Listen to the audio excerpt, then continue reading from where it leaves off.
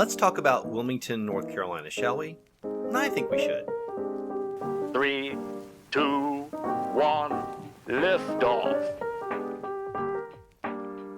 So I'm standing there in a brand new Sheetz because apparently we needed one more. I'm staring at what's being advertised as the most amazing made-to-order hot dog experience ever. And I thought, you know what? Let's give it a shot. Let's take a chance. When in Rome, right?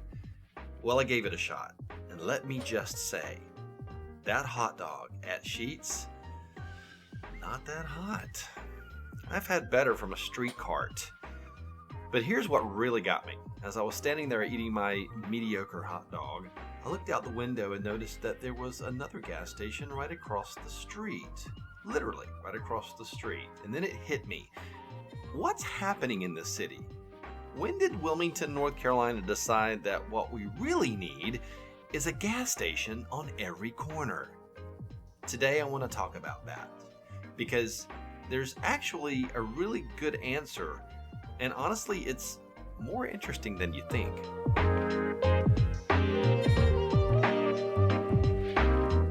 Welcome to Port City Living, the podcast about life in Wilmington, North Carolina, unfiltered. I'm your host, real estate agent Bill Corbett.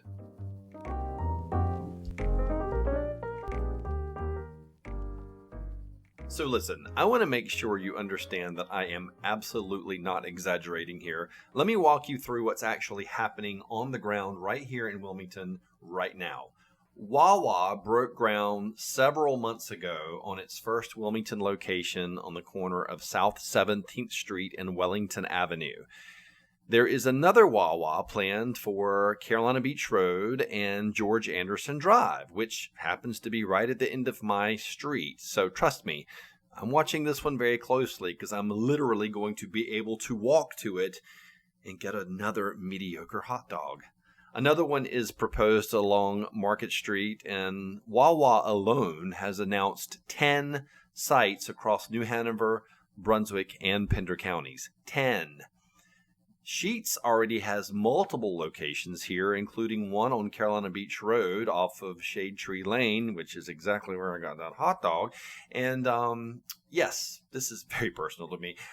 They have another one planned out on US 421 near the Amazon Fulfillment Center that one day we hope will open. That's out there in that industrial corridor area. A new 7-Eleven opened up several months ago on Market Street and Birchwood Drive, and Royal Farms has 2 approved locations on Castle Hayne Road. I've never heard of Royal Farms before, but we'll see what this is about. Then there is Racetrack, Circle K, and Refuel also in the mix. The only one of those I've heard of is Circle K. And apparently a Refuel is already opened up over in the River Lights area. Not too far from where I live now. So the next time you're driving down, I don't know, Carolina Beach Road or Market Street, and you think to yourself, wait, wasn't there something else right there? Probably. And they leveled it so they could put up yet another gas station. Now, here's the thing that ties all of this together, and it's something I talk about constantly on this show because it's the defining story of Wilmington, North Carolina right now. This city is growing at a rate that most people don't fully appreciate. The Wilmington metro area, and that's New Hanover County, Brunswick, and Pender counties combined, grew more than 12,000 people between 2024 and 2025 alone. That's a 2.6 growth rate in a single year, which ranked us number 7 in the entire country among metro areas for our size. Number 7. We outpaced Raleigh. And Brunswick County, it ranked number 6 nationwide in county growth. These corporations are not showing up by accident, people. They have data scientists and real estate teams whose entire job is to find the next boom town. And they found us. Actually, they found us a long time ago. One local planning commissioner here in Wilmington summed it up perfectly. He called Wilmington, quote, the straw that stirs the milkshake, unquote. Meaning, wherever you have rapid residential growth and major thoroughfares, that's where these companies want to be. And Wilmington has been both for a very long time now. And Wilmington currently has a population of 130,000 people within the city limits. Crazy, right? And the broader metro area is closing in on 500,000 people. Every single one of these people drives a car, it seems. Most of them drive multiple times a day. We're in a market that these companies simply cannot afford to ignore. So now that you understand why Wilmington is such an attractive market, let me tell you something that will completely change the way you think about these places, because here's what most people don't realize. These companies are not rushing into Wilmington because of gas. They're rushing in because of everything else. A gas station makes somewhere between 3 and 7 cents profit per gallon of fuel sold. 3 to 7 cents. So when you pull up and you pay $4 a gallon, the station owner is pocketing a few pennies on that transaction, while the rest goes to crude oil costs, refining, transportation, tax, and the brand. The real money, the reason they are building these massive stores with hot food and coffee and made-to-order hot dogs that, well, we know what they are, is everything happening inside the building. In-store sales now make up nearly 40% of a gas station's total revenue. That is the game, and investors love it. In a world where retail is getting crushed by Amazon, gas stations and convenience stores are considered some of the safest investments out there because nobody is having their fuel delivered to their door. At least, not yet. Now, here's the part about gas stations that really drives me crazy, and I guess it's because I never really understood how gas is priced. So why is it that gas prices differ from station to station, and sometimes a station across the street from each other is completely different? Because here's what most people don't know. Gas stations don't all buy their fuel from the same place at the same price. Different brands use different fuel blends. They have different supply contracts, different transportation routes, different rent costs, and different wholesale agreements. I mean, come on, that makes sense, right? But who knew? I sure as hell didn't. On top of that, every owner sets their own margin. And here's the kicker. Stations with strong convenience store often price their gas a little bit lower on purpose, knowing that they're going to make their real money once you walk through the door. So they're banking on you getting gas and coming into the store for something. So that station charging you a few cents less per gallon, they're not being generous. They're being strategic. Should gas be regulated across the board with a standard price? That's a fair question, and honestly, a real debate. The argument for regulation is obvious. Gas is essentially a necessity. It's not a luxury, and price gouging on a product people cannot live without feels so wrong. But the counter argument is that competition between stations is actually what keeps prices from going even higher. When there are more stations, there is more competition, and that can work in your favor at the pump.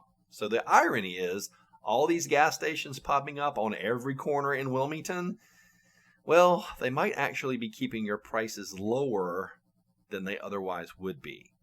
But here is the part of the conversation that I think we cannot skip over, because it's the hard truth, and this is a hard truth episode.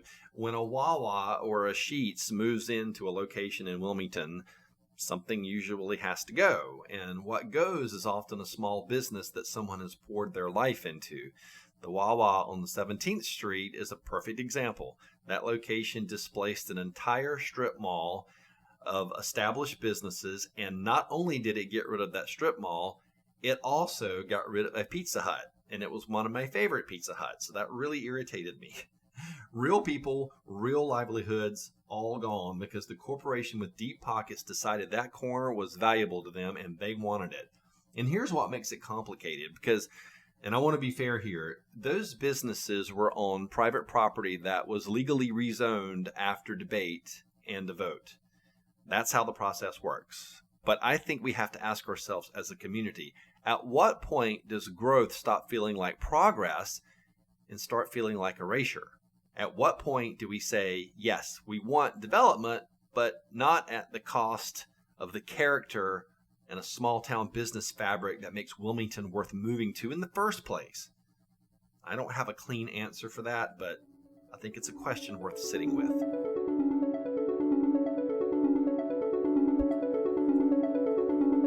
Now I want to blow your mind with just a little bit more, because there's one more layer to this story that I don't think most people think about, and I think this is quite fascinating. You would think that the rise of electric vehicles would slow down the gas station boom, right? If people stop buying gas, why build more gas stations? Well, brace yourself. Here's the irony. It's actually doing the opposite. EV charging takes anywhere from 20 minutes to a half an hour, depending on the charger. Compare that to 4 minutes it takes to fill up a tank of gas. And when a customer is sitting at a charging station for 20 or 30 minutes, they're probably not sitting in their car. They're walking into the store, and they're buying coffee and food and hot dogs. And this is crazy, right? Internal research from Circle K found that locations with EV chargers saw 8% more foot traffic, with EV drivers spending 27% more inside the store than regular gas customers. 27% more. So the electric vehicle revolution, rather than killing the gas station industry, is actually making the convenience store model even more profitable.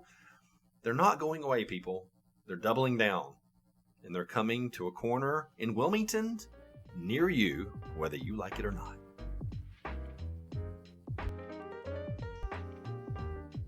Well, that is my show for today. I hope you found this information as fascinating as I did. I think it's quite fascinating, the world of gas stations and gas. But if you like what you heard today, please consider subscribing to my podcast and share this information with your friends and family. And if there's anything about this story that intrigued you about Wilmington and you're thinking about moving here, then I would love to help you find that spot.